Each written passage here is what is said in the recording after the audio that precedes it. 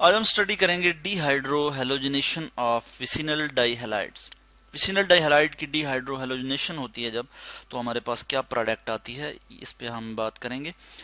Vicinal डाइहैलाइड क्या होते हैं कि जब दो एडजेसेंट कार्बन एटम के साथ दो हेलोजन एटम अटैच हों। हेलोजन के लिए मैं एक्स लिखूंगा, यहाँ पे जनरल रिप्रेजेंटेशन यहाँ पे शो करूंगा आपको। दो एक्स मैंने यहाँ पे लिख लिए, और इसी तरह से मैं यहाँ पे दो हाइड्रोजन यहाँ लिख लूँगा और एक हाइड्रोजन यहाँ पे लिख लूँगा, और यहाँ पे मैं आर लिख लूँगा, journal representation for alkyl group. ठीक है, अल्काइल ग्रुप की जर्नल रिप्रेजेंटेशन यानी, या फिर हम कहते हैं हाइड्रोकार्बन चेन के लिए मैं यहाँ पे आर लिख लूँगा। तो इस तरह से ये हमारे पास एक विसिनल डाइहैलाइड है। ठीक है, दो हेलोजन एटम दो एडजेसेंट कार्बन एटम के साथ अटैच हैं।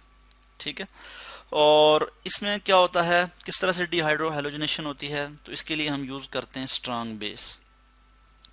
हम क्या यूज करते हैं जी, स्ट्रांग बेस यूज करते हैं, like sodium hydroxide, potassium hydroxide. ठीक है, और हम यहाँ पे क्या करते हैं, in the presence of alcohol ये रिएक्शन होता है, AlCOHOl अल्कोहल।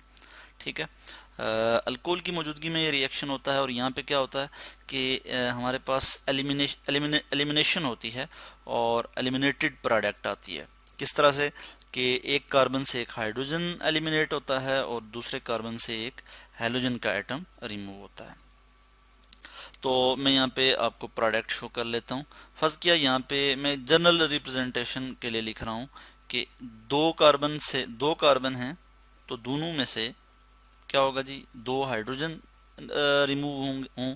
ठीक है, दो हाइड्रोजन और दो हेलोजन एटम रिमूव हों, तो मैं उसको इस तरह से शो कर लेता हूँ, 2HX यहाँ से रिमूव हूँ, तो हमारे पास फाइनल जो प्रोडक्ट आएगी वो क्या आएगी, R C triple bond C और फिर आर, यानी हमारे पास क्या प्रिपेयर हो रहा है जी, अल्काइन प्रिपेयर हो रहा है, अल्काइन। ठीक हो गया। किस तरह से ये सारा रिएक्शन होता है, इसके लिए हम कुछ एग्जांपल देखते हैं विद मैकेनिज्म। तो मैं यहाँ पे लिख लेता हूँ, बल्कि मैं ऐसा करता हूँ कि यहाँ से इसको कॉपी कर लेता हूँ और यहाँ पे लिख लेता हूँ। ठीक है, एक हाइड्रोजन यहाँ पे भी है और एक हाइड्रोजन यहाँ पे भी है, और ये हमारे पास क्या है जी, बल्कि मैं ऐसा करता हूँ कि एक्स जो है ये रिमूव करके यहाँ पे दो ब्रोमीन लिख लेता हूँ, एक Br यहाँ पे और एक यहाँ पे। ठीक है, इसको हम कहते हैं 1,2 डाइब्रोमो इथेन। तो 1,2 डाइब्रोमो इथेन मैंने यहाँ पे लिख लिया।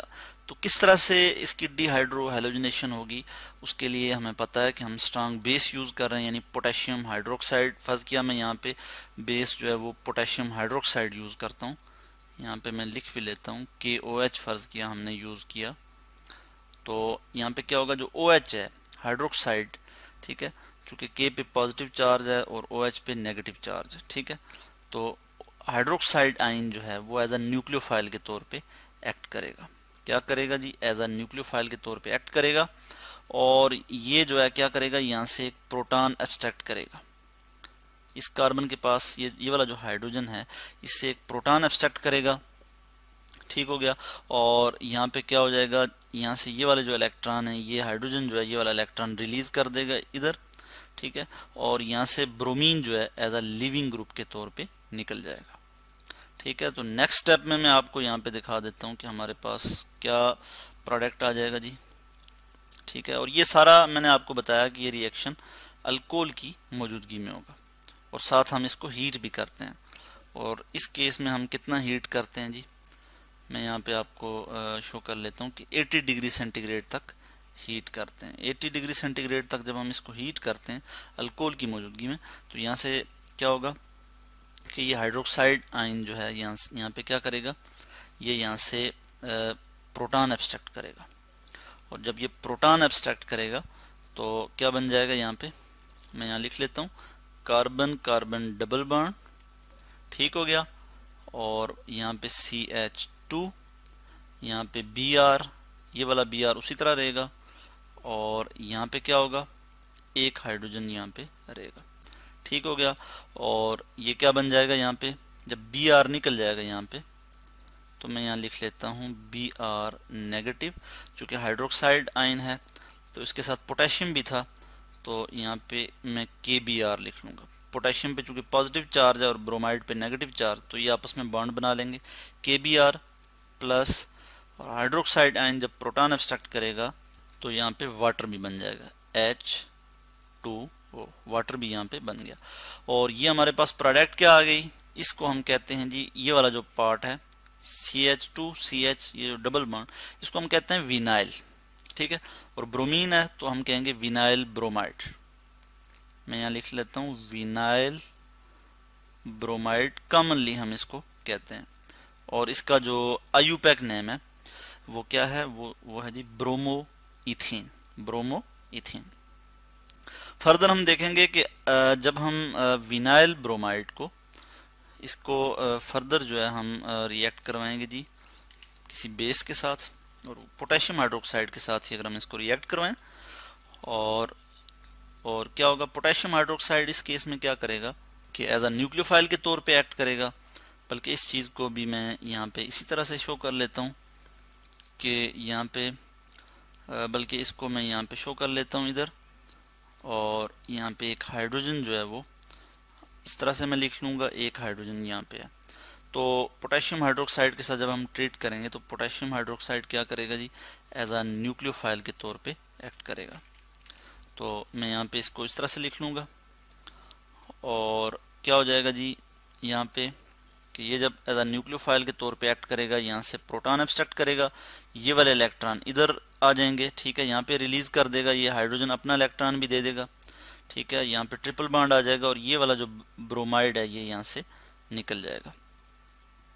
तो हमारे पास क्या आ जाएगा जी, हमारे पास प्रोडक्ट क्या आ जाएगी, फाइनल जो हमारे पास प्रोडक्ट आएगी वो कुछ इस तरह से आएगी, CH ट्रिपल बॉन्ड CH, ठीक है जी। इथाइन हमारे पास फाइनल प्रोडक्ट आ जाएगी, इथाइन। और यहाँ पे टेम्परेचर हम देते हैं जी 150 डिग्री सेंटीग्रेड, और ये अल्कोहल की मौजूदगी में होता है, AlCOHOL, अल्कोहल की मौजूदगी, ठीक है। और KBr प्लस KBr और वाटर भी यहाँ से निकल जाएंगे।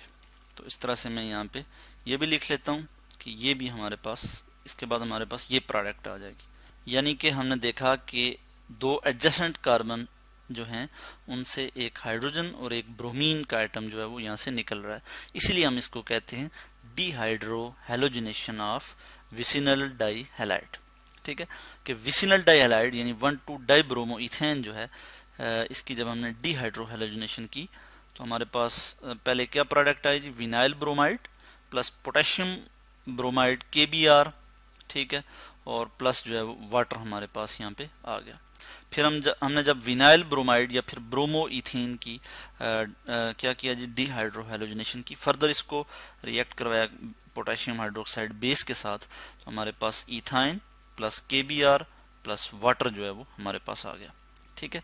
और इसी चीज़ को मैं अगर यहाँ पे ऊपर भी शो कर लूँ, बल्कि इसको मैं ऊपर यहाँ पे भी शो कर लेता हूँ इस तरह से, मगर यहाँ पे मुझे क्या करना होगा जी, इसको बैलेंस भी करना होगा, और मैं यहाँ पे 2 लिख लूँगा, और यहाँ पे भी मैं 2 लिख लूँगा, और यहाँ पे भी 2 लिख लूँगा। तो इस तरह से आज हमने डिस्कस किया dehydro halogenation of vicinal die halide.